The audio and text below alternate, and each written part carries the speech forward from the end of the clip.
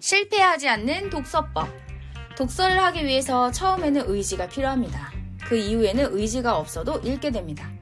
내가 읽기 쉬운 책, 내가 흥미가 가는 책부터 읽어야 합니다. 이때 책을 읽겠다고 생각하지 말고 골라본다고 생각하면 접근하기가 쉽습니다. 이번 영상에서는 최승필 독서교육 전문가의 실패하지 않는 독서법에 대해 공유하겠습니다. 이렇게 실천해보세요. 도서관을 일주일에 한 번만 가겠다. 그리고 책을 30분 동안만 고르겠다. 고르는 기준은 이 정도면 읽을 수 있겠다. 즉, 만만한 책, 내가 흥미가 가는 책을 선택합니다. 있어 보이는 책을 고르게 되면 안 됩니다. 이런 방식의 독서는 자기를 소외시키는 독서라고 합니다. 객관적으로 좋은 책은 없습니다. 누군가에게는 좋은 책이지만 그 책이 나에게도 무조건 좋은 책이 될 수는 없기 때문입니다. 책을 고를 때 가장 우선시 되어야 하는 조건은 무조건 내가 재밌는 책을 고르는 것입니다. 도서관에서 대여할 때 도서 대출 한도를 꼭 채워서 빌려오는 것도 중요합니다. 저희 동네에서는 한 사람당 10권씩을 빌릴 수 있습니다. 만약 가족당 도서관 카드가 있다면 최소 20권에서 40권 정도의 책을 빌릴 수 있겠죠? 그리고 가장 흥미가 가는 책을 집어 책의 앞에서부터 30페이지만 읽어봅니다. 이 정도는 읽어야 나에게 맞는 책인지 그렇지 않은지를 파악할 수 있기 때문이죠. 만약 안 맞는 책이면 그날은 자고 다음날 나머지 책들 중에서 재미있는 책을 골라 읽어봅니다. 이런 식으로 읽다 보면 반드시 4일 안에 30페이지를 넘는 책이 생깁니다. 그리고 이렇게 해서 완독하는 책이 나오면 그때부터 완전한 독서를 시작하게 됩니다. 초보 독서가 누구나 할 수 있습니다. 일주일에 30분만 책을 고르고 하루에 최소한 30페이지만 읽겠다라고 결심해보세요. 우리는 흔히 독서가 취미라고 하면 고상한 취미라고 생각합니다. 그래서 흔히 있어 보이는 책을 고르기 쉽죠. 그러나 이렇게 고르면 독서에서 독자가 소외됩니다. 자신의 이해가 앞서야지 독서의 효과만 얻으려고 접근하면 안 됩니다. 책과 독자가 가까워져서 독자의 마음골이 열려야 합니다. 독서의 효과는 언어 능력이 향상된다는 것입니다. 그렇다고 무턱대고 다독만 한다고 해서 언어 능력이 향상되는 것은 아닙니다. 작가의 글과 독자인 내 생각의 주파수가 맞으면 싱크로율이 높아집니다. 이때 독서 현상이 수반되는데 이것이 실질적인 독서입니다. 이렇게 되면 3시간 동안 독서하는 것이 3시간 생각하는 것과 동일하게 됩니다. 사실 우리는 한 가지 생각을 10분 이상 하기 어렵습니다. 그러나 책은 하나의 주제로 작가의 언어 사고 체계가 녹아 있습니다. 한 권의 책을 읽으면 언어 사고력이 높아지는 이유입니다. 아이들과 책을 읽을 때도 지식책보다는 이해하기 책을 읽을 때 언어 능력이 올라갑니다. 아이가 어릴 때 흔히 하는 실수가 땡땡땡 전집, 땡땡땡 철학, 땡땡땡 인문학 시리즈로 구매해서 무조건 다 읽도록 합니다. 저 역시 그런 실수를 범한 적이 있습니다. 저 역시 중고로 나온 시리즈 책을 주문한 적이 있습니다.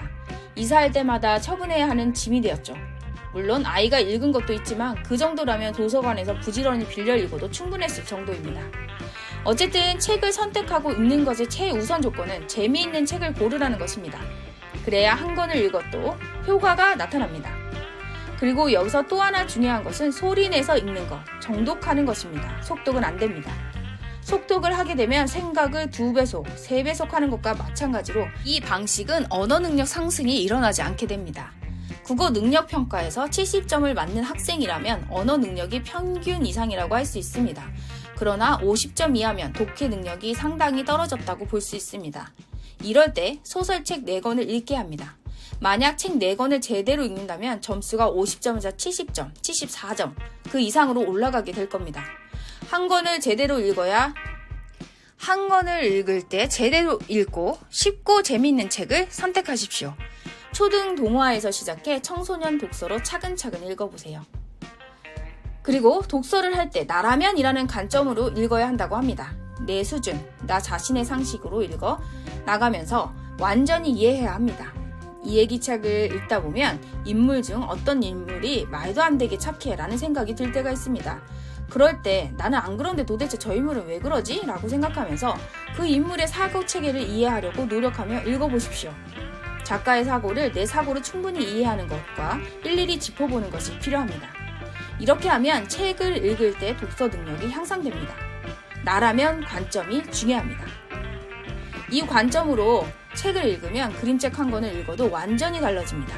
책을 읽다 멈추는 순간 생각을 하기 때문에 사고 체계가 확장됩니다. 작가의 의도를 읽어보겠다는 의지로 접근하십시오.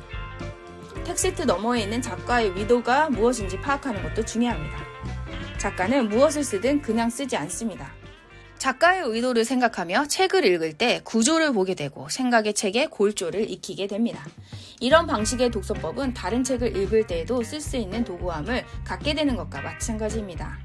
이런 독법을 갖게 되면 사고량이 커지고 30페이지를 읽고도 1시간을 말할 수 있게 되는 결과를 갖게 됩니다. 자, 이제 책을 100% 흡수하는 독서법을 요약해 보겠습니다. 첫째, 정독한다. 둘째, 만약 나라면 어땠을까? 라고 생각해 본다. 셋째, 작가의 의도를 읽는다. 벤자민 프랭클린은 많이 읽어라. 그러나 많은 책을 읽지는 마라. 라고 했습니다. 다독이 기본적으로 좋긴 하지만 시작하기도 전에 질릴 수 있으니 독서량은 하루 30분, 30페이지만 읽어보겠다 라고 생각하고 접근해 보십시오. 저도 지금 읽고 있는 책이 있는데요. 네, 당연히 한 달은 넘었습니다. 에필로그까지 총 293페이지가 되는 책인데요. 여전히 읽고 있습니다. 반 정도가 남았고요. 엄연히 따지면 안 읽은 날이 더 많습니다. 오늘이 화요일이니 이번 주 안에 다 읽어보겠습니다. 도전! 책 한 권 정독하기 도전해보시고 언어 능력의 확장을 경험해보세요.